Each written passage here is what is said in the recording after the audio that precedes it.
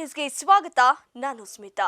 ಬಾಂಗ್ಲಾದೇಶದಲ್ಲಿ ಹಿಂದೂಗಳ ಮೇಲೆ ನಡೆಯುತ್ತಿರುವ ದೌರ್ಜನ್ಯ ಮತ್ತು ಇಸ್ಕಾನ್ ಮಂದಿರದ ಚಿನ್ಮಯ್ ಕೃಷ್ಣದಾಸ್ ಮೇಲಿನ ಹಲ್ಲೆ ಖಂಡಿಸಿ ಸ್ವಾಮೀಜಿಗಳು, ಹಿಂದೂಪರ ಸಂಘಟನೆಗಳು, ಕನ್ನಡಪರ ಸಂಘಟನೆಗಳು ಇಂದು ತುಮಕೂರಿನಲ್ಲಿ ಪ್ರತಿಭಟನೆ ನಡೆಸಿದ್ದಾರೆ. ಟೌನ್ ಹಾಲ್ ವೃತ್ತದಿಂದ ಪ್ರಾರಂಭವಾದ ಈ ಪ್ರತಿಭಟನೆಗೆ ಸಿದ್ಧಗಂಗಾ ಮಠದ ಸಿದ್ಧಲಿಂಗ ಸ್ವಾಮೀಜಿಗಳು ಚಾಲನೆ ನೀಡಿದರು. ಇದೇ ವೇಳೆ ರಾಮಕೃಷ್ಣ ಆಶ್ರಮದ ವೀರೇಶಾನಂದ ಸ್ವಾಮೀಜಿ ಮಾತನಾಡಿ, ಬಾಂಗ್ಲಾದೇಶದಲ್ಲಿ ಹಿಂದೂಗಳ ಮೇಲೆ ನಡೆಯುತ್ತಿರುವುದು ಅಕ್ಷಮ್ಯ ಅಪರಾಧ. ಇಡೀ ದೇಶದಲ್ಲಿ ಎಲ್ಲಿ ಈ ರೀತಿಯ ಘಟನೆಗಳು ನಡೆದರೂ ಅದು ತಪ್ಪು. ಭಾರತೀಯರು ಎಲ್ಲರೂ ಸಂಘಟಿತರಾಗಬೇಕು. ಆ ಮೂಲಕ ಭಾರತ ಮಾತ್ರವಲ್ಲ, ಇಡೀ ವಿಶ್ವದಲ್ಲಿಯೇ ಇಂತಹ ಅಮಾನವೀಯ, ನರಮೇಧದಂತಹ ಕೃತ್ಯಗಳು ನಡೆಯಬಾರದು ಎನ್ನುವಂತಹ ವಿಶೇಷವಾದ ಆತ್ಮಪೂರ್ವಕವಾದ ಸಂದೇಶವನ್ನು ನೀಡುವುದೇ ಇಂದಿನ ನಮ್ಮ ಪ್ರತಿಭಟನೆಯ ಮುಖ್ಯ ಉದ್ದೇಶ ಅಂತ ತಿಳಿಸಿದರು. ಇದೊಂದು ಆಘಾತಕಾರಿಯಾದ ಪ್ರಪಂಚದಲ್ಲಿ ಎಲ್ಲೇ ವಿನಾಕಾರಣ ನರಮೇಧ ಆದರೆ ಅದನ್ನು ನೋಡಿ ಸುಮ್ಮನಿರೋದಕ್ಕಾಗೋದಿಲ್ಲ. ಭಾರತೀಯನಾದ ಈ ನಿಟ್ಟಿನಲ್ಲಿ ಭಾರತೀಯರೆಲ್ಲರೂ ಸಂಘಟಿತರಾಗಿ ಕೇವಲ ಬಾಂಗ್ಲಾದಲ್ಲಿ ನಡೀತಾ ಇರತಕ್ಕಂಥ ದೌರ್ಜನ್ಯ, ನರಮೇಧವನ್ನು ನಾವು ವಿರೋಧಿಸ್ತಾ ಇರೋದು ಅಷ್ಟೇ ಅಲ್ಲ, ಪ್ರಪಂಚದಲ್ಲಿ ಇಂತಹ ದುಷ್ಕೃತ್ಯಗಳು, ಅಮಾನವೀಯವಾದ ಕೃತ್ಯಗಳು ಎಲ್ಲೂ ಕೂಡ ನಡೆಯಬಾರದು ಅನ್ನುವಂತಹ ಒಂದು ವಿಶೇಷವಾದ ಆತ್ಮಪೂರ್ವಕ ಸಂದೇಶ ಜಗತ್ತಿನಲ್ಲಿ ಪ್ರತಿಧ್ವನಿಸಬೇಕು ಅಂತಕ್ಕಂಥದ್ದೇ ಈ ಒಂದು ಪ್ರತಿಭಟನೆಯ ಮುಖ್ಯ ಉದ್ದೇಶ. ಪ್ರತಿಭಟನೆ ಮೂಲಕ ಡಿಸಿ ಕಚೇರಿ ತಲುಪಿ ಮನವಿ ಪತ್ರವನ್ನು ಸಲ್ಲಿಸಲಾಯಿತು. ಈ ಸಂದರ್ಭದಲ್ಲಿ ಡಾಕ್ಟರ್ ಶ್ರೀ ಶಿವಾನಂದ ಶಿವಾಚಾರ್ಯ ಸ್ವಾಮೀಜಿ, ಮಾಜಿ ಸಚಿವ ಸೊಗಡು ಶಿವಣ್ಣ, ಶಾಸಕ ಜ್ಯೋತಿ ಗಣೇಶ್, ವಿವಿಧ ಹಿಂದೂಪರ ಮತ್ತು ಕನ್ನಡಪರ ಸಂಘಟನೆಯ ಕಾರ್ಯಕರ್ತರು ಹಾಜರಿದ್ದರು. ವಿಕಲಚೇತನರು ಸರ್ಕಾರದಿಂದ ಬರುವ ಸೌಲಭ್ಯಗಳನ್ನು ಸದುಪಯೋಗಪಡಿಸಿಕೊಳ್ಳಿ ಹಾಗೂ ನಗರಸಭೆ ವ್ಯಾಪ್ತಿಯಲ್ಲಿ ಬರುವ ಎಲ್ಲ ವಿಕಲಚೇತನರು ಮುಕ್ತವಾಗಿ ನಿಮಗೆ ಬೇಕಾದ ಸಾಧನ ಸಲಕರಣೆಗಳಿಗೆ ಅರ್ಜಿಯನ್ನ ಸಲ್ಲಿಸಿ ಅಂತ ಚಿಕ್ಕಬಳ್ಳಾಪುರದಲ್ಲಿ ನಗರಸಭೆ ಅಧ್ಯಕ್ಷ ಗಜೇಂದ್ರ ತಿಳಿಸಿದ್ದಾರೆ. ಜಿಲ್ಲಾಡಳಿತ, ಜಿಲ್ಲಾ ಪಂಚಾಯತ್ ಮಹಿಳಾ ಮತ್ತು ಮಕ್ಕಳ ಅಭಿವೃದ್ಧಿ ಇಲಾಖೆ, ವಿಕಲಚೇತನರ ಹಾಗೂ ಹಿರಿಯ ನಾಗರಿಕರ ಸಬಲೀಕರಣ ಇಲಾಖೆ, ಯುವಜನ ಸಬಲೀಕರಣ ಮತ್ತು ಕ್ರೀಡಾ ಇಲಾಖೆ, ಚಿಕ್ಕಬಳ್ಳಾಪುರ ಜಿಲ್ಲೆ ಹಾಗೂ ವಿಕಲಚೇತನರ ಕ್ಷೇತ್ರದಲ್ಲಿ ಗಣನೀಯ ಸೇವೆ ಸಲ್ಲಿಸುತ್ತಿರುವ ಸ್ವಯಂ ಸೇವಾ ಸಂಸ್ಥೆಗಳು ಇವರ ಸಂಯುಕ್ತಾಶ್ರಯದಲ್ಲಿ ವಿಶ್ವ ವಿಕಲಚೇತನರ ದಿನಾಚರಣೆ ಹಮ್ಮಿಕೊಳ್ಳಲಾಗಿತ್ತು. ಕಾರ್ಯಕ್ರಮದಲ್ಲಿ ಮಾತನಾಡಿದ ನಗರಸಭೆ ಅಧ್ಯಕ್ಷ ಗಜೇಂದ್ರ, ವಿಕಲಚೇತನರು ಸರ್ಕಾರದಿಂದ ಬರುವ ಎಲ್ಲ ಸೌಲಭ್ಯಗಳನ್ನು ಸದುಪಯೋಗಪಡಿಸಿಕೊಳ್ಳಿ ಹಾಗೂ ನಮ್ಮ ನಗರಸಭೆ ವ್ಯಾಪ್ತಿಯಲ್ಲಿ ಬರುವ ವಿಕಲಚೇತನರಿಗೆ 5% ಅನುದಾನದಲ್ಲಿ ಸಾಧನ ಸಲಕರಣೆಗಳನ್ನು ವಿತರಿಸಲು ಅರ್ಜಿಗಳನ್ನು ಸಲ್ಲಿಸಿ ಹಾಗೂ ನಗರಸಭೆ ವ್ಯಾಪ್ತಿಯಲ್ಲಿ ವಾಣಿಜ್ಯ ಮಳಿಗೆಗಳನ್ನು ಸಿದ್ಧಪಡಿಸಿದ್ದು, ಯಾರಾದರೂ ವಿಕಲಚೇತನರು ಜೀವನವನ್ನ ನಡೆಸಲು, ವ್ಯಾಪಾರ ಮಾಡಲು ಆಸಕ್ತಿ ಇದ್ದರೆ ಅವರಿಗೆ ಮಳಿಗೆಗಳನ್ನು ನೀಡಲಾಗುವುದು ಅಂತ ಹೇಳಿದರು.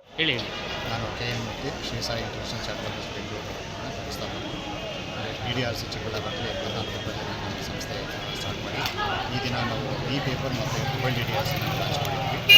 ಎಲ್ಲ ಜಿಲ್ಲೆ ವಿಕಲಚೇತನರಿಗೆ ಮನೆಗೆ ರೀಚ್ ಆಗಬೇಕಂತೇಳಿ ಹೊಸ ಇದೇ ಫಸ್ಟ್ ರಾಜ್ಯದಲ್ಲಿ ಯಾರೂ ಮಾಡಿಲ್ಲ. ನಾವು ಇದನ್ನು ಲಾಂಚ್ ಮಾಡಿ ನಾವು ರಿಲೀಸ್ ಮಾಡ್ತಾ ಇದ್ದೀವಿ.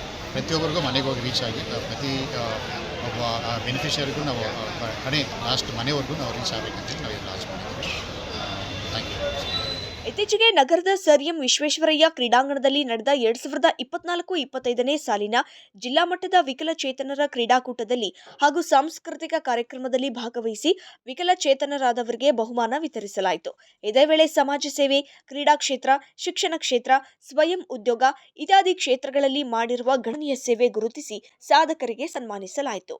ಇನ್ನು ಈ ಸಂದರ್ಭದಲ್ಲಿ ಮಹಿಳಾ ಮತ್ತು ಮಕ್ಕಳ ಅಭಿವೃದ್ಧಿ ಇಲಾಖೆ ಉಪನಿರ್ದೇಶಕರು ವೆಂಕಟೇಶ್ ರೆಡ್ಡಿ, ಜಿಲ್ಲಾ ವಿಕಲಚೇತನ ಹಾಗೂ ಹಿರಿಯ ನಾಗರಿಕ ಕಲ್ಯಾಣ ಅಧಿಕಾರಿ ಜಗದೀಶ್, ಶ್ರೀ ಸಾಯಿ ಇಂಟರ್ನ್ಯಾಷನಲ್ ಸಂಸ್ಥಾಪಕರು ಕೆಎನ್ ಮೂರ್ತಿ, ಜಿಲ್ಲಾ ವಿಕಲಚೇತನರ ಪುನರ್ವಸತಿ ಕೇಂದ್ರದ ನೋಡಲ್ ಅಧಿಕಾರಿ ಗಣೇಶ್, ಸಿಬ್ಬಂದಿಗಳು ಮತ್ತು DDRC ಸಿಬ್ಬಂದಿಗಳು ಹಾಗೂ ವಿಕಲಚೇತನರು ಮತ್ತು ಸಾರ್ವಜನಿಕರು ಹಾಜರಿದ್ದರು. ನ್ಯೂಸ್ ಡೆಸ್ಕ್, ಅಮೋಕ್ ಟಿವಿ, ಚಿಕ್ಕಬಳ್ಳಾಪುರ. ಬಾಂಗ್ಲಾದೇಶದ ಹಿಂದೂಗಳ ಮೇಲಿನ ದೌರ್ಜನ್ಯ ಖಂಡಿಸಿ ತಿಪಟೂರಿನಲ್ಲಿ ಇಂದು ಹಿತರಕ್ಷಣಾ ವೇದಿಕೆಯಿಂದ ಬೃಹತ್ ಪ್ರತಿಭಟನೆ ನಡೆಸಲಾಯಿತು. ತಿಪಟೂರು ಗ್ರಾಮದೇವತೆ ಶ್ರೀ ಕೆಂಪಮ್ಮ ದೇವಿ ದೇವಾಲಯದಿಂದ ಹೊರಟ ಪ್ರತಿಭಟನಾ ಮೆರವಣಿಗೆ ಕೋಡಿ ಸರ್ಕಲ್, ದೊಡ್ಡಪೇಟೆ, BH ರಸ್ತೆ ಮೂಲಕ ಸಾಗಿ ಶ್ರೀ ಜಯದೇವ ವಿದ್ಯಾರ್ಥಿ ನಿಲಯದ ಆವರಣದಲ್ಲಿ ಸಮಾವೇಶ ನಡೆಸಲಾಯಿತು. ಬಾಂಗ್ಲಾದೇಶದ ಸರ್ಕಾರದ ವಿರುದ್ಧ ಘೋಷಣೆ ಕೂಗಿ ಆಕ್ರೋಶ ವ್ಯಕ್ತಪಡಿಸಲಾಯಿತು. ಪ್ರತಿಭಟನೆ ನೇತೃತ್ವ ವಹಿಸಿದ್ದ ಕುಪ್ಪೂರು ತಮ್ಮಡಿಹಳ್ಳಿ ವಿರಕ್ತ ಮಠದ ಪೀಠಾಧ್ಯಕ್ಷರಾದ ಶ್ರೀ ಅಭಿನವ ಮಲ್ಲಿಕಾರ್ಜುನ ದೇಶಿಕೇಂದ್ರ ಮಹಾಸ್ವಾಮೀಜಿ ಮಾತನಾಡಿ, ಹಿಂದೂ ಸಮಾಜ ತಮ್ಮ ಉಳಿವಿಗಾಗಿ ಶತ್ರುಗಳ ಬಗ್ಗೆ ಜಾಗೃತಿಯಾಗುವ ಅಗತ್ಯವಿದೆ. ಬಾಂಗ್ಲಾದೇಶ ಬಾಂಗ್ಲಾದೇಶದಲ್ಲಿ ಹಿಂದೂ ಅಲ್ಪಸಂಖ್ಯಾತರ ಮೇಲೆ ನಿರಂತರ ದೌರ್ಜನ್ಯ ನಡೀತಾ ಇದೆ. ಜಿಹಾದಿ ಶಕ್ತಿಗಳ ನಡೆಯುತ್ತಿರುವ ದೌರ್ಜನ್ಯವನ್ನು ವಿಶ್ವಸಂಸ್ಥೆ ಮಾನವ ಹಕ್ಕುಗಳ ಆಯೋಗ ತಡೆಯುವ ನಿಟ್ಟಿನಲ್ಲಿ ಕೆಲಸ ಮಾಡಬೇಕು ಅಂತ ತಿಳಿಸಿದರು. ನಮಗೆ ಕೋಪ ಇಲ್ವಾ? ಎಷ್ಟು ದಿವಸ ಇಸ್ಕೊಳ್ಳೋದು ಈ ದೌರ್ಜನ್ಯವನ್ನ? ಎಷ್ಟು ದಿವಸ ಖಂಡಿಸಬೇಕು ಈ ದೌರ್ಜನ್ಯವನ್ನ? ಹಾಗಾಗಿ ನಾನು ಹೇಳೋದು ಒಂದು ಮಾತು, ಎಲ್ಲರೂ ಕೂಡ ಪುರುಷ ಸ್ತ್ರೀ ಇದ್ದೀರಾ. 140 ಕೋಟಿ ಜನಾಂಗ ಇದೆ ಈ ದೇಶದಲ್ಲಿ. ನಾವೆಲ್ಲರೂ ಕೂಡ ಅವ್ರ ಪರ್ಸೆಂಟು, ನಾನು ಹೆಸರಿಡಕ್ಕೆ ಹೋಗಲ್ಲ, 23-24% ಇದ್ದಾರೆ ಅವರು ಈ ದೇಶದಲ್ಲಿ. ನಮ್ದು ಜಾಸ್ತಿ. ಆ ವಿಚಾರದಲ್ಲಿ ನಾವೆಲ್ಲರೂ ಕೂಡ ಹಿಂದೂ ಎಷ್ಟೇ ಚಿತ್ರವಾದ ಒಂದು ಅದು ಹಿಂದೂ ಎಂಬತಕ್ಕಂಥ ಮಾತನ್ನ ಹೇಳ್ತಾ ನಾವೆಲ್ಲರೂ, ನನಗೆ ಆಶ್ಚರ್ಯ ಆಯ್ತು ಇಲ್ಲಿ ಮೆರವಣಿಗೆ ಬಂದಾಗ. ನಾವು ಕಿತ್ತೂರು ಎಷ್ಟು ಜನ ಇದೀವಿ ನೋಡೋಣ ಹೇಳಿ ಹಿಂದೂಗಳು? 1.5 ಲಕ್ಷ ಇದ್ದೀವಿ. 5,000 ಜನ ಬೇಡವಾ ಈ ಪ್ರತಿಭಟನೆಯಲ್ಲಿ? ಹಾಗಾಗಿ ಆ ವಿಚಾರವಾಗಿ ವಿಷಾದ ಮಾಡ್ತಾ ಕಾರ್ಯಕ್ರಮದಲ್ಲಿ ಮಾರ್ಗಸೂಚಿ ಭಾಷಣಕಾರರಾಗಿ ಆಗಮಿಸಿದ ಉಮೇಶ್ ಮಾತನಾಡಿ, ಬಾಂಗ್ಲಾದೇಶದಲ್ಲಿ ಯೂನಿಸ್ ಖಾನ್ ನೇತೃತ್ವದ ತಾತ್ಕಾಲಿಕ ಸರ್ಕಾರದಲ್ಲಿ ಹಿಂದೂ ಅಲ್ಪಸಂಖ್ಯಾತರ ಮೇಲೆ ನಿರಂತರ ದೌರ್ಜನ್ಯ ನಡೀತಾ ಇದೆ. ಜಿಹಾದಿಗಳು ಹಿಂದೂ ಸಮಾಜವನ್ನು ನಾಶ ಮಾಡಲು ಹೊರಡುತ್ತಿದ್ದು, ನಮ್ಮ ಸ್ವಂತ ಸಮಾಜವೇ ಬೀದಿಯಲ್ಲಿ ಹೋರಾಟಕ್ಕಿಳಿದಿದೆ. 1952ರಲ್ಲಿ 52% ಇದ್ದ ಹಿಂದೂಗಳು 7% ಉಳಿದಿದೆ. ಸರ್ಕಾರಿ ಪ್ರಾಯೋಜಿತ ಲೂಟಿ ನಡೀತಾ ಇದೆ. ಸರ್ಕಾರವೇ ಭಯೋತ್ಪಾದನೆಗೆ ಕುಮ್ಮಕ್ಕು ನೀಡುತ್ತಿದೆ ಅಂತ ಆರೋಪಿಸಿದರು. ಬೆಂಕಿ ಇಟ್ಟು ಎದುರಿಸುವವನು, ಊರು ಬಿಟ್ಟು ಓಡಿಸುವವನು, ಗರುಡೆಚ್ಚೆಯ ವಿಷ ಇಡುವವನು, ಆಹಾರದಲ್ಲಿ ವಿಷ ಇಡುವನು, ಮೋಸ ಮಾಡಿ ಆಹಾರದಲ್ಲಿ ಮಾರಾಟ ಮಾಡೋದಕ್ಕೆ ಮುಂಚೆ ವಿಷ ಹಾಕುವವನು, ಕ್ಷೇತ್ರದಾರ ಹರಚ್ಚೆಯ, ಕ್ಷೇತ್ರ ಅಂದ್ರೆ ಭೂಮಿಯನ್ನ ಅಪಹರಣ ಮಾಡುವವನು, ಕಾನೂನಿನ ಮೂಲಕ ಇರಬಹುದು, ಅಲ್ಲಿರುವ ಜನಗಳನ್ನ ಓಡಿಸೋದರ ಮೂಲಕ ಇರಬಹುದು, ಭೂಮಿಯನ್ನ ಹರಣ ಮಾಡುವವನು, ದಾಳ ಹರಚ್ಚೆಯ, ಯಾರು ನಮ್ಮ ಮನೆಯ ಹೆಣ್ಣು ಮಕ್ಕಳನ್ನ ಹಾರಿಸ್ಕೊಂಡು ಹೋಗುವವನು,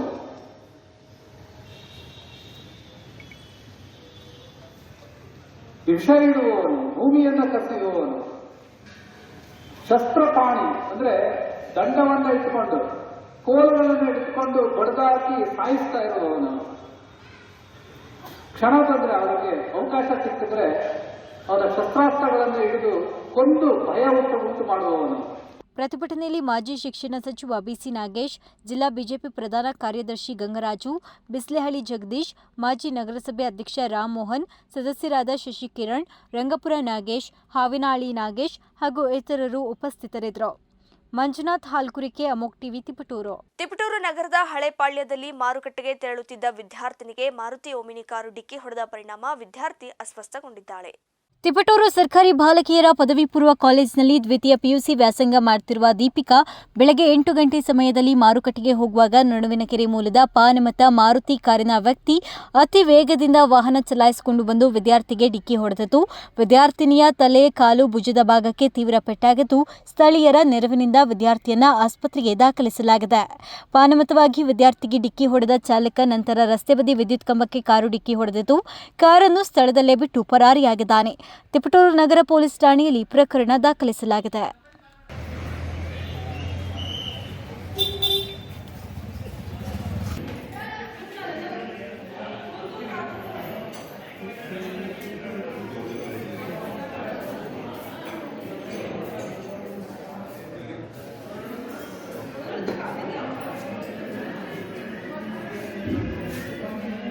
ಮಾನ್ವಿ ತಾಲೂಕಿನಾದ್ಯಂತ ಅನಧಿಕೃತವಾಗಿ ರಸ್ತೆ ಬದಿಯಲ್ಲಿ ಹತ್ತಿಯನ್ನ ಖರೀದಿ ಮಾಡುತ್ತಿದ್ದು, ಕ್ರಮ ಜರುಗಿಸಬೇಕಾದ ಎಪಿಎಂಸಿ ಅಧಿಕಾರಿ ರಂಗನಾಥ್ ದೇಸಾಯಿ ಕಣ್ಣಿದ್ದು ಕುರುಡರಾಗಿದ್ದಾರೆ ಎಂದು ಕರ್ನಾಟಕ ರಾಜ್ಯ ರೈತ ಸಂಘ ಹಾಗೂ ಹಸಿರು ಸೇನೆ ಮಾನ್ವಿ ತಾಲೂಕು ಅಧ್ಯಕ್ಷ ಹೊಳ್ಳೆಪ್ಪ ಉಕಟನೂರು ಆರೋಪಿಸಿದ್ದಾರೆ. ರಾಯಚೂರು ಜಿಲ್ಲೆಯ ಮಾನ್ವಿ ಪಟ್ಟಣದ ಪ್ರವಾಸಿ ಮಂದಿರದಲ್ಲಿ ಸುದ್ದಿಗೋಷ್ಠಿಯಲ್ಲಿ ಮಾತನಾಡಿದ ಅವರು, ಅಮಾಯಕ ರೈತರಿಗೆ ಮೋಸ ಮಾಡುವುದರ ಜೊತೆಗೆ ತೂಕದಲ್ಲಿಯೂ ಮೋಸ ಮಾಡುವ ದಂಧೆ ನಡೆದರೂ ಸಹ ಎಪಿಎಂಸಿ ಅಧಿಕಾರಿ ರಂಗನಾಥ್ ದೇಸಾಯಿ ಕ್ರಮ ಜರುಗಿಸದೆ ರಾಜಕಾರಣಿಗಳ ಒತ್ತಡಕ್ಕೆ ಮಣಿದು ಮೌನ ತಾಳಿದ್ದಾರೆ ಅಂತ ಕಿಡಿಕಾರಿದರು. ಎಪಿಎಂಸಿ ಅಧಿಕಾರಿ ರಂಗನಾಥ್ ಅವರು ಅನಧಿಕೃತವಾಗಿ ಹತ್ತಿ ಖರೀದಿ ಮಾಡುವ ಕೇಂದ್ರಗಳ ವಿರುದ್ಧ ಕ್ರಮ ಜರುಗಿಸದೇ ಇದ್ರೆ ಎಪಿಎಂಸಿಗೆ ಭಾರೆ ಬೇಲಿ ಹಾಕುವ ಕೆಲಸ ಮಾಡ್ತೇವೆ ಅಂತ ಎಚ್ಚರಿಸಿದರು. ಕರ್ನಾಟಕ ರಾಜ್ಯ ರೈತ ಸಂಘ ಹಾಗೂ ಹಸಿರು ಸೇನೆ ತಾಲೂಕು ಅಧ್ಯಕ್ಷರು. ಸರ್, ಇಲ್ಲಿ ಏನು ನಡೀತಿದೆ ಸರ್, ಮಾನ್ವಿ ತಾಲೂಕಿನಲ್ಲಿ ಅಕ್ರಮವಾಗಿ ಹತ್ತಿ ಕೇಂದ್ರಗಳು ಸರ್, ಇದಕ್ಕೆಲ್ಲ ನಾವು ಕಡಿವಾಣ ಹಾಕಕ್ಕೆ APMC ಕಾರ್ಯದರ್ಶಿಗೆ ರಂಗನಾಥ್ ದೇಸಾಯಿ ಅವರು ಹೇಳಿದ್ರಂತಿಕ ಅವ್ರಿಗೆ ಅಂತ ನೋಡ್ರಿ ಸರ್ ಅವ್ರನ್ನ ಅಕ್ರಮವಾಗಿ ಅವ್ರನ್ನ ಬಂದ್ ಮಾಡೋಕ್ಕೆ ನಾವು ಹೋದ್ರಂತಿಕ ಇಲ್ಲಿರುವಂಥ ಸ್ಥಳೀಯ ಶಾಸಕರು, ಇಲ್ಲಿರುವಂಥ ಸ್ಥಳೀಯ ಸಚಿವರು, ಇಲ್ಲಿರುವಂಥ ಸ್ಥಳೀಯ MP ಗಳು ಸರ್ ಇವ್ರಿಗೆಲ್ಲ ನಮ್ಗೆ ಜಗ್ಗೆ ಪ್ರಚಾರ ಇದೆ ಸರ್. ಇಲ್ಲ ನಾನು ಇರ್ಬೇಕು, ಇಲ್ಲ ಗೊತ್ತಿಲ್ಲ ಅಂತ ಅವ್ರು ಅಂಗಡಿ ಇರ್ಬೇಕು ಸರ್ ಅಂದ್ಕೇಶ್ ಅವರು ನಮ್ಮ ಮೇಲೆ ದೌರ್ಜನ್ಯ ಮಾಡ್ತಿದ್ದಾರೆ ಸರ್. ಯಾರು ರಂಗನಾಥ್ ದೇಸಾಯಿ ಅಂದ್ಕೇಶ್ ನಾವು ಮಾಹಿತಿ ಕೇಳಕ್ಕೆ ಹೋದ್ರೆ ಈಗ ಸರ್ ಈಗ ರಂಗನಾಥ್ ದೇಸಾಯಿ ಅವರು ನೀವು ಒಂದ್ ರೀತಿ ಒತ್ತಡ ಇರ್ತಾರೆ ಅಂತ ಹೇಳ್ತಾ ಇದ್ರಿ. ಯಾರು ಸರ್ ಶಾಸಕರ ಯಾರು ಸರ್ ನೋಡಿ ಇಲ್ಲಿರುವಂತ ಸ್ಥಳೀಯ ಶಾಸಕರು, ಇಲ್ಲಿರುವಂತ ಸ್ಥಳೀಯ ಸಚಿವರು, ಯಾರು ಸರ್ ಸರ್ ನೋಡಿ ಸರ್ G. ಅಂಪಯ್ಯ ಸೌಕಾರ್, ಮತ್ತೆ ಸರ್ ಮತ್ತೆ ಸ್ಥಳೀಯ ಶಾಸಕರಾದಂತ ಸಚಿವರಾದಂತ NS ಬೋಸರಾಜ್ ಅವರು, ಮತ್ತೆ ಇಲ್ಲಿ ಸ್ಥಳೀಯ ಮತ್ತೆ ಆಮೇಲೆ MP ಗಳಾದಂತ G. ಕುಮಾರ್ ನಾಯಕ್ ಅವರು. ಅವ್ರಿಗೆ ಏನ್ ಮಾಡ್ತಾರಂತ ಸರ್ ಏನ್ ನೋಡಿ ಸರ್, ನಾನು ಇಲ್ಲಿ ಯಾವ್ದಾದ್ರು ಒಂದು ವೇಳೆ ನನ್ನ ಅಂಗಡಿನ ತಗೊಂಡ್ ಕೇಸಿ ಕಾಟೋ ಅಥವಾ ನಾವು ಕೇಜ್ ಯಾವ್ದು ಸರ್ ಇದು ತೂಕದ ಯಂತ್ರಗಳು ತಗೊಂಬರಂತ ಇಲ್ಲಿರುವಂಥ ಸ್ಥಳೀಯ ಇರುವಂಥ ಶಾಸಕರು ನಮಗೆ ಜಗ್ಗೆ ಭಾಳ ಒತ್ತಡ ಇದೆ. ಹಂಗಾಗಿ ನಾನು ಅವ್ರನ್ನ ಮುಟ್ಟಕ್ಕಾಗಲ್ಲ ಅಂದ ಕೇಸಿ ಅವರು ಇರುವಂಥ APMC ಕಾರ್ಯದರ್ಶಿಗಳಾದಂಥ ರಂಗನಾಥ್ ದೇಸಾಯಿ ಅವರು ಹೇಳ್ತಿದ್ದಾರೆ ಸರ್. ಅಲ್ಲ ಸರ್, ಈ ರೀತಿಯಾಗಿ ಒಂದು ಜನಪ್ರತಿನಿಧಿ ಈಗ ಮಾಡ್ತಾರಂತ ಅಂದಮೇಲೆ ಹೆಂಗ್ ಸರ್ ಮತ್ತೆ ಸರ್ ಅಕ್ರಮವಾಗಿ ಮಾಡುವಂಥ ಕುಮ್ಮಕ್ ನೀಡುವಂಥ ಇಲ್ಲಿರುವಂಥ ಸ್ಥಳೀಯ ಶಾಸಕರು, ಇಲ್ಲಿರುವಂಥ ಅಧಿಕಾರಿಗಳೇ ಮೇನ್ ಕಾಣ್ತಾರೆ. ಅಧಿಕಾರಿಗಳು ಶಾಸಕರ ಕೈಗೊಂಬೆ ಆಗಿದೆ ಸರ್. ಹಂಗಾಗಿ ಅವರು ಮಾಡುವಂಥ ಕೆಲಸ. ಶಫೀಕ್ ಹುಸೇನ್, ಅಮೋಕ್ ಟಿವಿ, ಮಾನ್ವಿ. 3 ದಿನಗಳ ನಂತರ ಡೈರಿ ಹಾಲು ರೈತರಿಗೆ ವಾಪಸ್ ನೀಡಿ ರೈತರನ್ನ ನಿಂದಿಸಿದ್ದ ಮಧುಗಿರಿಯ ಕೊಂಡವಾಡಿ ಹಾಲಿನ ಡೈರಿ ಸೂಪರ್ವೈಸರ್ ವಿರುದ್ಧ ಹೈನುಗಾರರು ಕಿಡಿಕಾರಿದ್ದಾರೆ. ಕೊಂಡವಾಡಿ ಪಂಚಾಯಿತಿ ವ್ಯಾಪ್ತಿಯ ಡೈರಿಗೆ ದಿನನಿತ್ಯ ನೂರಾರು ರೈತರು ಹಾಲು ಹಾಕುತ್ತಾರೆ. ಆದರೆ 3 ದಿನಗಳಿಂದ ಹಾಕಿದ ಹಾಲನ್ನ ರೈತರಿಗೆ ವಾಪಸ್ ಮಾಡಿ ಗುಣಮಟ್ಟ ಸರಿಯಿಲ್ಲ ಎಂದು ಸ್ವೀಕರಿಸದೇ ಇದ್ದಿದ್ದರಿಂದ ರೈತರು ತಮ್ಮ ಹಸುಗಳನ್ನೇ ಡೈರಿ ಬಳಿ ಕರೆತಂದು ಗೋಗರೆದಿದ್ದಾರೆ. ಮಧುಗಿರಿಯ ಯಾವ ಡೈರಿಯಲ್ಲೂ ಇಲ್ಲದ ದೂರು ಕೊಂಡವಾಡಿಯಲ್ಲಿ ಮಾತ್ರ ಯಾಕೆ? ನಾವು ರೈತರಲ್ಲವಾ?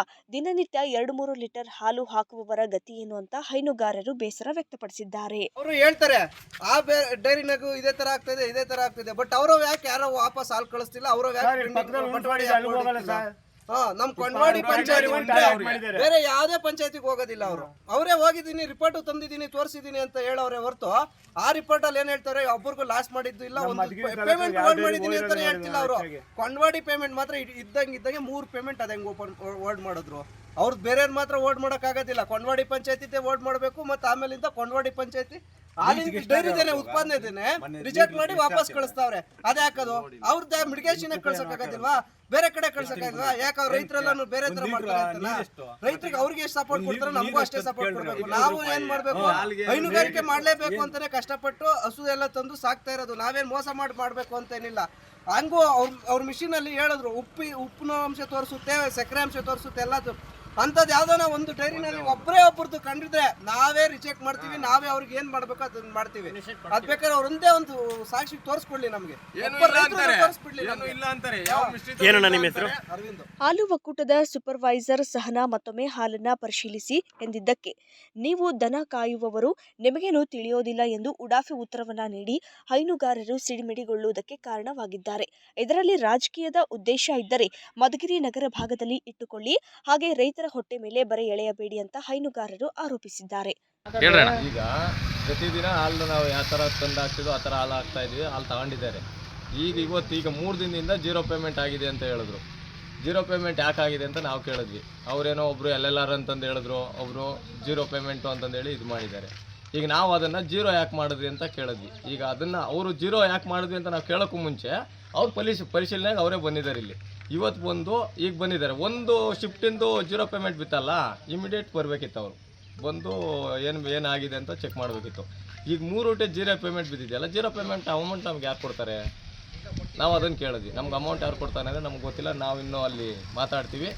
ನಿಮ್ಮ ಕಮಿಟಿಗೆ ನಿಮಗೇನೋ ಪೇಮೆಂಟ್ ಬೀಳುತ್ತೆ, ಬಟ್ ಅದು ಸಂಸ್ಥೆಗೆ ಬೀಳಲ್ಲ. ಅಂದರೆ ನಮ್ಮ ಸೊಸೈಟಿಗೆ ಬರಲ್ಲ. ಸೊಸೈಟಿಲಿರೋ ಅಮೌಂಟಲ್ಲೇ ನಿಮಗೆ ಪೇಮೆಂಟ್ ಆಗ್ತಾರೆ ಅಂದರು. ಲಾಸ್ ಯಾರಿಗೆ? ನಮಗೆ ತಾನೆ. ನಮ್ಮ ಸೊಸೈಟಿಗೆ ಲಾಸ್ ಆದರೆ ನಮ್ಗೆ ಲಾಸ್ ಆದಂಗೆ. ಅದಕ್ಕೆ ನಾವೇನು ಹೇಳಿದ್ವಿ, ಅದು ಬೇಕಿಲ್ಲ, ನಮಗೆ ನೀವು ಕೊಡಬೇಕು 3 ದಿನದ್ದು. ನಾವು ಹಾಲು ಕೊಟ್ಟಿರೋದು ನಿಮಗೆ ಮಾರಾಟ ಮಾಡಿರೋದು ನೀವು ತಗೊಂಡು ನನ್ನ ಮಕ್ಕಳು ಅಂದರು. ಅಂದಾದ ನಂತರ ನಾವೆಲ್ಲ ಇದು ಕ್ಲಾಸ್ನಾಗ ಎಲ್ಲ ಜನ ಅಂದ್ರು, ಎಲ್ಲರೂ ರೈತರು. ನಾನು ಒಬ್ಬನೇ ಅಲ್ಲ, ಎಲ್ಲ ಜನ ರೈತರು. ಮತ್ತೆ ನಮ್ದು ಗೋವುಗಳೆಲ್ಲ ಆಯಮ್ನ ಕಟ್ಕೊಂಡು ಹೋಗ್ಲಿ, ನಮ್ಗೆ ಬೇರೆ ಸುಳ್ಳೆ ಕೊಡಿಸ್ಲಿ. ಆ ಸುಳ್ಳೆ ತಂದು ಇಲ್ಲೇ ಕಟ್ಟಾಕ್ತಿವಿ, ಇಲ್ಲೇ ಹಾಲು ಕರ್ಕೊಂಡು ಹಾಕೊಂಡು ಹೋಗ್ಲಿ. ಈ ಸಂಪತ್ತಿಗೆ ನಮ್ ದುಡ್ಡು ತಿಮ್ಮಕ್ಕೆ ಆಯಮ್ಮ ಯಾಕಿಲ್ಲ ಬಂದ್ಲಿ ಹೇಳು? ನೀವ್ ಏನಂತ ಕೇಳಿದ್ರಿ? ಬರ್ತಾರೆ ಮೇಡಮ್ ಅವರು, ಬರುವ ಮೊದಲೊಂದು ಮಿಷಿನ್ ಕೊಟ್ಟಿರ್ತಾರೆ ಡೈರಿಗೆ. ಪ್ರತಿ ದಿವಸನೂ ಅದರಲ್ಲೇ ಡಿಗ್ರಿ ತಗೊಂತಾರೆ. ಅದಾದ್ಮೇಲೆ ಆ ಅಮ್ಮ ಬರುವಾಗ ಒಂದು ಡಿಗ್ರಿ ಮಿಷಿನ್ ತಗೊಂಬರ್ತಾರೆ. ಅದರಲ್ಲಿ ಫ್ಲಾಟ್ ಬಂದರೆ ಇದು ಬರಲ್ಲ, SNF ಬರಲ್ಲ, ಇನ್ನೊಂದು ಬರೋದಿಲ್ಲ. ಆದರೆ ದಿನ ಬರೋದ್ರಾಗೆ ನಮ್ಮದು ಕಂಪಲ್ಸರಿ ರೆಗ್ಯುಲರಾಗಿ ಬರ್ತಾ ಇರ್ತೈತೆ.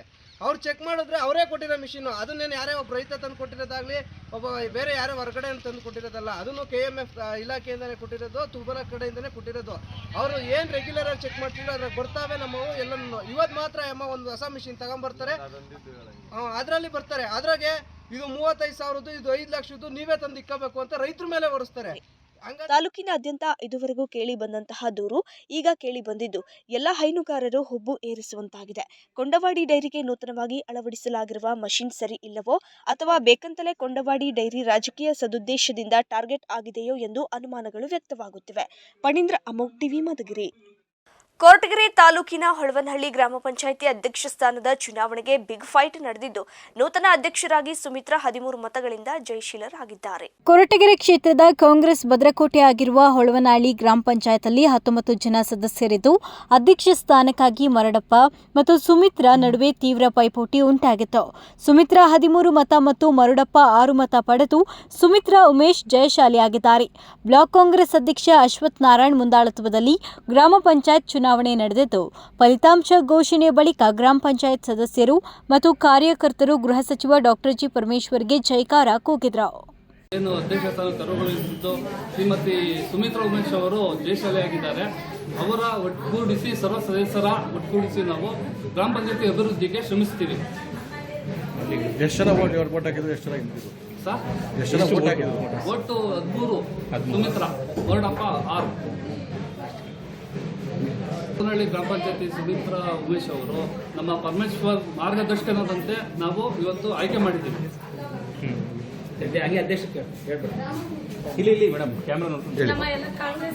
ಗುಬ್ಬಿ ಪಟ್ಟಣ ಪಂಚಾಯಿತಿ ಸಭಾಂಗಣದಲ್ಲಿ ಶಾಸಕ SR ಶ್ರೀನಿವಾಸ್ ನೇತೃತ್ವದಲ್ಲಿ ಸಾಮಾನ್ಯ ಸಭೆ ಆಯೋಜಿಸಲಾಗಿತ್ತು. ಸಭೆಯನ್ನು ಉದ್ದೇಶಿಸಿ ಮಾತನಾಡಿದ ಶಾಸಕರು, ಮಲಿನ ಶುದ್ಧೀಕರಣ ಘಟಕ ನಿರ್ಮಾಣಕ್ಕೆ 2.81 ಲಕ್ಷ ಅನುದಾನ ಬಿಡುಗಡೆಯಾಗಿದ್ದು ಅದರಲ್ಲಿ ಕಾಮಗಾರಿ ಮಾಡಲಾಗುತ್ತದೆ ಮತ್ತು ಪಟ್ಟಣದ ಒಳಚರಂಡಿ ವ್ಯವಸ್ಥೆ ಮುಂದುವರಿದ ಭಾಗವಾಗಿ ಮಿಸ್ಸಿಂಗ್ ಲಿಂಕ್ಸ್ ಹಾಗೂ ಮನೆ ಮನೆ ಸಂಪರ್ಕದಲ್ಲಿ ಸೇರಿದಂತೆ ಇತರೆ ಉಳಿದ ಕಾಮಗಾರಿಗಳಿಗೆ ಅಂದಾಜು 32 ಕೋಟಿಯಷ್ಟು ಹಣ ಬೇಕಿದ್ದು ಸರ್ಕಾರಕ್ಕೆ ಪ್ರಸ್ತಾವನೆ ಸಲ್ಲಿಸಿದ್ದು ಹಣ ಬಿಡುಗಡೆ ಆದ ಕೂಡಲೇ ಪಟ್ಟಣದ ಎಲ್ಲ ಮೂಲಭೂತ ಸೌಲಭ್ಯಗಳನ್ನು ಒದಗಿಸಲಾಗುತ್ತೆ. ಬೀದಿ ದೀಪ ಸರಿಪಡಿಸುವ ಕೆಲಸ, ಓವರ್ ಹೆಡ್ ಟ್ಯಾಂಕ್ ಡೆಮಾಲಿಶ್, ಪಟ್ಟಣ ಪಂಚಾಯಿತಿಯ ನೂತನ ಮಳಿಗೆಗಳ ಕಟ್ಟಡ ನಿರ್ಮಾಣ ಸೇರಿದಂತೆ ಹಲವು ವಿಷಯಗಳು ಚರ್ಚೆಗೆ ಬಂದವು. ಯುಜಿಡಿ ಕಾಮಗಾರಿಗೆ ಜಾಗವನ್ನು ಬಿಟ್ಟುಕೊಟ್ಟಂತಹ ಜಾಗದ ಮಾಲೀಕರಿಗೆ ಗೌರವ ಸಲ್ಲಿಸಲಾಯಿತು.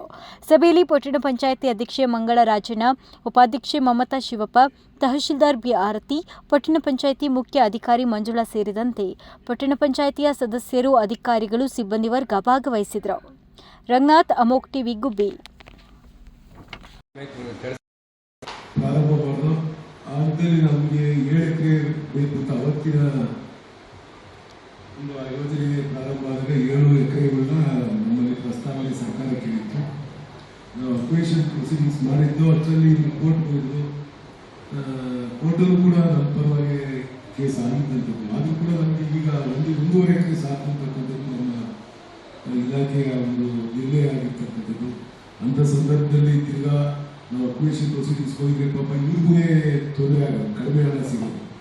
ಅದರಿಂದ ನಮ್ಮ ಹಿಂದಿನ ಅಧ್ಯಕ್ಷರು ಅಣ್ಣಪ್ಪ ಸ್ವಾಮಿ ಅವರು, ನಮ್ಮ ಶಿವಕುಮಾರ್ ಅವರು, ನಮ್ಮ ಸಾದಿಕ್ ಅವರು, ಎಲ್ಲ ರೇಣುಕಪ್ಪ ಅವರು, ಕುಮಾರಣ್ಣ ಅವರು, ಇರ್ತಕ್ಕಂಥ ಎಲ್ಲ ಸದಸ್ಯರು ಕೂಡ ಈ ಒಂದು ಯೋಜನೆ ಆಗಲಿಕ್ಕೆ ಪ್ರಮುಖವಾಗಿ ಇವರ ಯಾರು ಚಂದ್ರಸ್ವಾಮಿ ಆಗಿರ್ಬೋದು, ಮಲೇಶ್ವರ ಇರ್ಬೋದು, ಗಿರೀಶ್ ಇರ್ಬೋದು ಹೋಲಿಸಿ ಈ ಒಂದು ಕಾರ್ಯ ಯಶಸ್ವಿಯಾಗಕ್ಕೆ ಎಲ್ಲ ಸದಸ್ಯರು ಕೂಡ ಸಹಕಾರ ನೀಡಿದ್ದಾರೆ. ಅದ್ರ ಜೊತೆಗೆ ಹೆಚ್ಚಿನದಾಗಿ ನಮ್ಮ ಈ ಜಮೀನು ಕಳ್ಕೊಳ್ತಾ ಇರ್ತಕ್ಕಂಥದ್ದು. ನಾನು ಅವ್ರಿಗೊಂದು ಮಾತು ಕೊಟ್ಟಿದ್ದೀನಿ.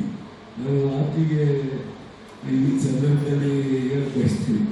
ನಾನು ಇಲ್ಲಿಗೆ ಸರ್ಕಾರಿ ಗೇಟಲ್ಲಿ 5 ಎಕರೆ ನಾವು 5 ಎಕರೆ ಸೈಟ್ ಮಾಡ್ತಾ ಇದ್ದೀವಿ.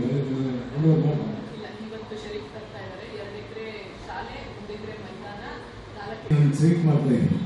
ಅಲ್ಲಿಗಾಗಲೇ ನೀವು ಇಲ್ಲಿದ್ದಂಥ ನಂದಿಜೋಳಿಗೆ ಅಲ್ಲದೆ 2 ಎಕರೆ ಪ್ಲಸ್ ಇನ್ನೊಬ್ಬ ಅಲೆಮಾರಿಗೆ 2 ಎಕರೆ 4 ಎಕರೆ ಅಲ್ಲಿ ಕೊಟ್ಟಿದ್ದೀವಿ. ಇನ್ನೂ ನಮಗೆ ಅಲ್ಲಿ ಸುಮಾರು 12 ಎಕರೆನೂ 15 ಎಕರೆನೂ ಅಲ್ಲಿ ಇದ್ದಿದೆ ಜಾಗ. ರೋಡ್ ಸೈಡಿಗೆ ಅಲ್ಲಿ ಜಾಗ ಮಾಡ್ತೀವಿ. ಒಳ್ಳೆ ಸೈಟ್ ಅವರು. ನಾವು ಅವತ್ತು ಪಾಪ ಇವರು ನಮ್ಮಲ್ಲಿ ಹೆಚ್ಚಿಗೆ ಮಾಡಿಕೊಡ್ಲಿಕ್ಕೆ ಅವಕಾಶ ಇರಲಿಲ್ಲ. ಲ್ಯಾಂಡಲ್ಲಿ 1:3 ಏನೋ ಕೊಡಲಿಕ್ಕೆ ಅವಕಾಶ ಇತ್ತು. ಆ ಅವಕಾಶದಲ್ಲಿ ನಾವು ಇರ್ತಕ್ಕಂಥ ಅವಕಾಶದಲ್ಲಿ ನಾವು ಪ್ರಾಮಾಣಿಕವಾಗಿ ರೈತರಿಗೆ ಅನುಕೂಲ ಮಾಡಬೇಕು ಅಂತಕ್ಕಂಥದ್ದು ನಮ್ಮ ಮನಸ್ಸಿನಲ್ಲಿದ್ದರೂ ಕೂಡ ನಮ್ಮಲ್ಲಿ ಸರ್ಕಾರದ ನಿಯಮ ಅದಕ್ಕೆ ಅವಕಾಶ ಮಾಡಿಕೊಟ್ಟಿರಲಿಲ್ಲ. ಅವನ ಕಾರಣಕ್ಕೆ ನಾವು ನಿಮಗೆ ಅನ್ಯಾಯ ಆಗೋದು ಬೇಡ, ಎಲ್ರಿಗೂ ಒಂದು ಸೈಟ್ ಕೊಡ್ತಕ್ಕಂಥ ಕೆಲಸ ಮಾಡ್ತೀವಿ ಅಂತ. ನೆರೆಯ ಬಾಂಗ್ಲಾದೇಶದಲ್ಲಿನ ಅಲ್ಪಸಂಖ್ಯಾತ ಹಿಂದೂಗಳನ್ನ ಗುರಿಯಾಗಿಸಿಕೊಂಡು ಮುಸ್ಲಿಮರು ನಡೆಸುತ್ತಿರುವ ದೌರ್ಜನ್ಯ ಹಾಗೂ ಹಲ್ಲೆಗಳನ್ನು ತೀವ್ರವಾಗಿ ಖಂಡಿಸಿ ಡಿಸೆಂಬರ್ 9ರಂದು ಪಕ್ಷಾತೀತವಾಗಿ ಪ್ರತಿಭಟನೆ ನಡೆಸಲಾಗುವುದು ಎಂದು ಗೌರಿಬಿದನೂರಿನಲ್ಲಿ ವಿಶ್ವ ಹಿಂದೂ ಪರಿಷತ್ ಜಿಲ್ಲಾ ಸಹ ಕಾರ್ಯದರ್ಶಿ ಸಾಗನಹಳ್ಳಿ ಶಿವಕುಮಾರ್ ತಿಳಿಸಿದ್ದಾರೆ. ನಗರದ ಪ್ರವಾಸಿ ಮಂದಿರದಲ್ಲಿ ಹಮ್ಮಿಕೊಂಡಿದ್ದ ಸುದ್ದಿಗೋಷ್ಠಿಯನ್ನು ಉದ್ದೇಶಿಸಿ ಮಾತನಾಡಿದ ಅವರು, ನಮ್ಮ ಸನಾತನ ಹಿಂದೂ ಧರ್ಮವನ್ನು ಕಾಪಾಡಲು ಹಿಂದೂಗಳು ಸಂಘಟಿತರಾಗಬೇಕು.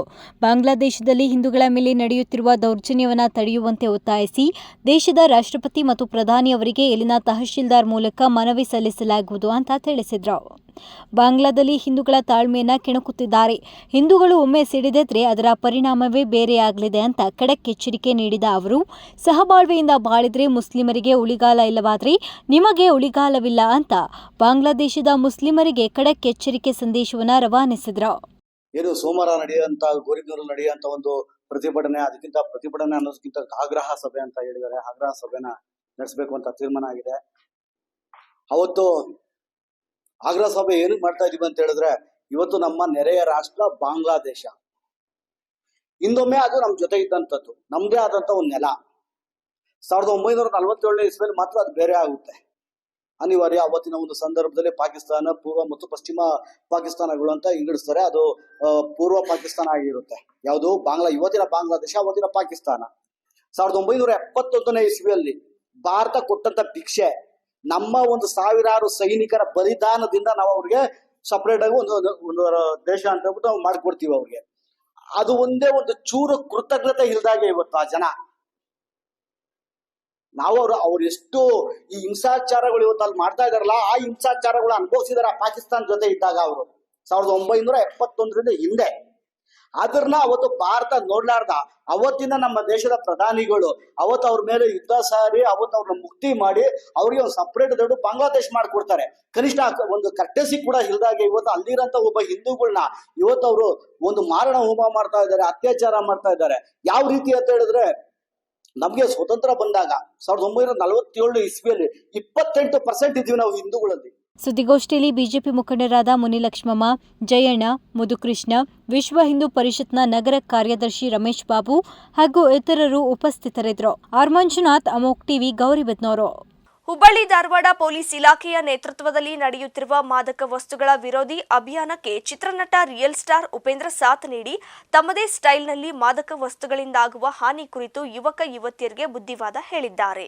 ಧಾರವಾಡ ನಗರದ ಜೆಎಸ್ಎಸ್ ಕಾಲೇಜು ಆವರಣಕ್ಕೆ ನಟ ರಿಯಲ್ ಸ್ಟಾರ್ ಖ್ಯಾತಿಯ ಉಪೇಂದ್ರ ಅವರು ಆಗಮಿಸುತ್ತಿದ್ದಂತೆ ಹೂಮಳೆ ಸುರಿದು ಆತ್ಮೀಯವಾಗಿ ಪೊಲೀಸ್ ಇಲಾಖೆ ಹಾಗೂ ಕಾಲೇಜು ಆಡಳಿತದ ವತಿಯಿಂದ ಆತ್ಮೀಯವಾಗಿ ಸ್ವಾಗತಿಸಲಾಯಿತು. ಕಾರ್ಯಕ್ರಮದ ಕುರಿತು ಮಾತನಾಡಿದ ಅವರು, ನಮ್ಮ ತಲೆಯಲ್ಲಿನ ಯೋಚನೆಗಳನ್ನು ಯಾವಾಗಲೂ ಶುದ್ಧವಾಗಿ ಇಟ್ಕೋಬೇಕು. ತಲೆ ಸರಿ ಇಟ್ಕೊಂಡಲ್ಲಿ ಇಂತಹ ಮಾದಕ ವಸ್ತುಗಳಿಂದ ದೂರ ಇರಲು ಸಾಧ್ಯವಾಗುತ್ತೆ. ಹಾಗಾಗಿ ನಾವು ಮೊದಲು ನಮ್ಮ ತಲೆ ಆಲೋಚನೆಗಳನ್ನು ಸರಿ ಮಾಡ್ಕೋಬೇಕು. ಯುವ ಸಮೂಹ ಮಾದಕ ವಸ್ತುಗಳು ಸೇರಿ ನಶೆ ಪದಾರ್ಥಗಳಿಂದ ದೂರ ಇರುವಂತೆ ಬುದ್ಧಿಮಾತು ತಿಳಿಸಿದ್ರು.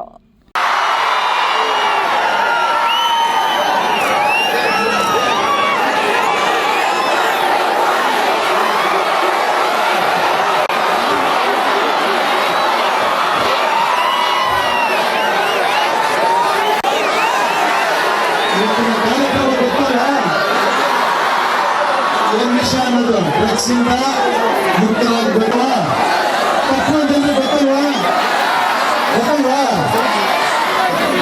ಅದೇ ತರ ಬರೀ ಡ್ರಗ್ಸ್ ಅಲ್ಲ, ತುಂಬಾ ಗಾಂಜಾಗಳಿದ್ದಾವೆ ಈ ಪ್ರಪಂಚದಲ್ಲಿ. ನಮ್ಮನ್ನ ಯಾಮಾರಿಸುವಂತವು ತುಂಬಾ ಅಮಲಗಳಿದ್ದಾವೆ. ಅದಕ್ಕೆ ಒಂದೇ ಒಂದು ಕಡೆ ಪರಿಹಾರ ಇದೆ. ಎಲ್ಲಿ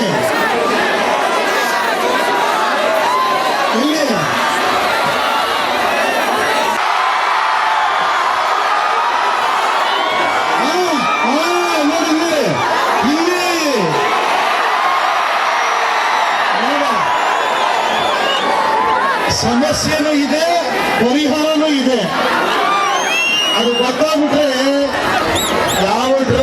ಯಾವ ಸಿಗರೇಟು ಯಾವ ಆಲ್ಕೋಹಾಲ್ ಎಲ್ಲ ಬೇರೆ ಆಗಲ್ಲ, ಅದ್ರ ಕಿಕ್ಕೇ ಬೇರೆ ಅದು.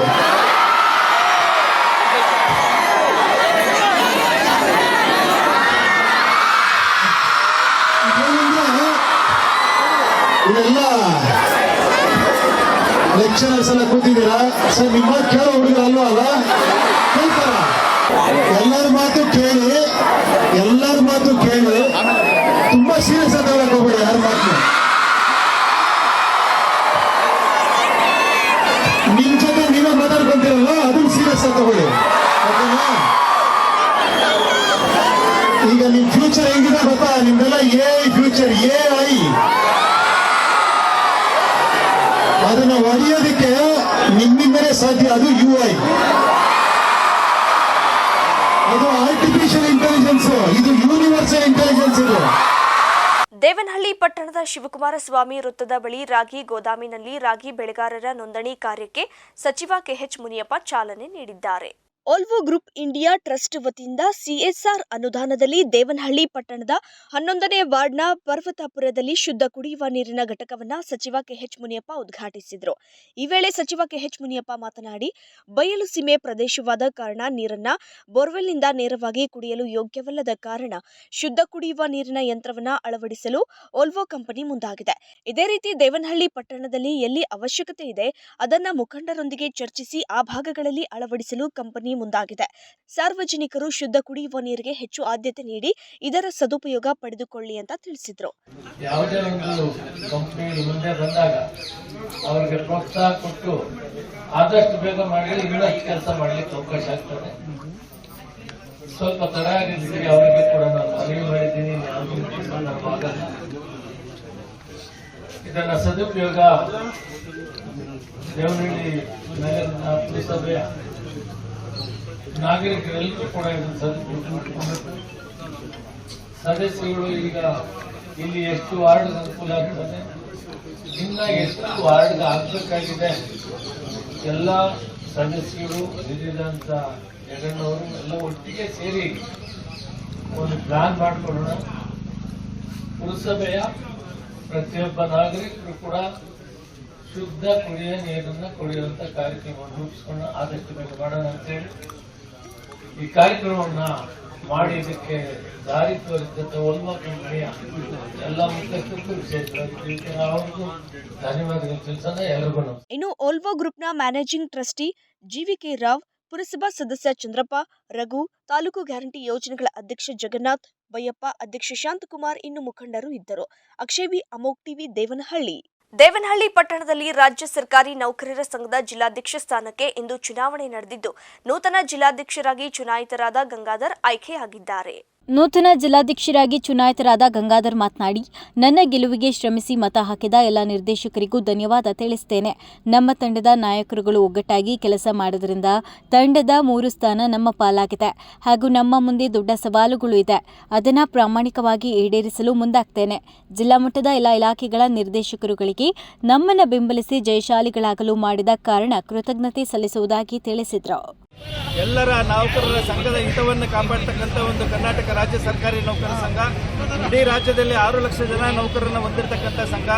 ಇಷ್ಟು ದೊಡ್ಡ ಸಂಘದ ಎಲ್ಲ ಇಲಾಖೆಗಳ ವೃಂದರ ಎಲ್ಲ ನಿರ್ದೇಶಕರುಗಳ ಬೆಂಬಲದೊಂದಿಗೆ ಇವತ್ತು ಅಭೂತಪೂರ್ವವಾಗಿ ಎಲ್ಲರೂ ಕೂಡ ಓಟನ್ನು ಮಾಡಿದ್ದಾರೆ.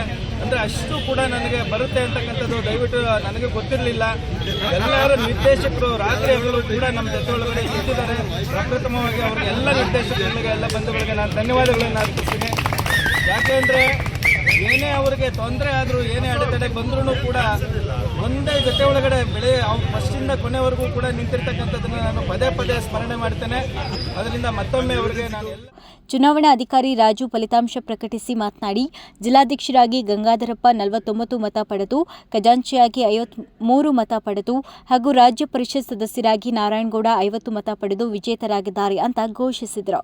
ಸದಸ್ಯರ ಸ್ಪರ್ಧಿಸಿದ್ದವರ ಹೆಸರು ಸಮೇತ ನಾರಾಯಣಗೌಡ ಮತ್ತು ಹರ್ಷ PG ಅವರು ಸ್ಪರ್ಧೆ ಮಾಡಿದರು.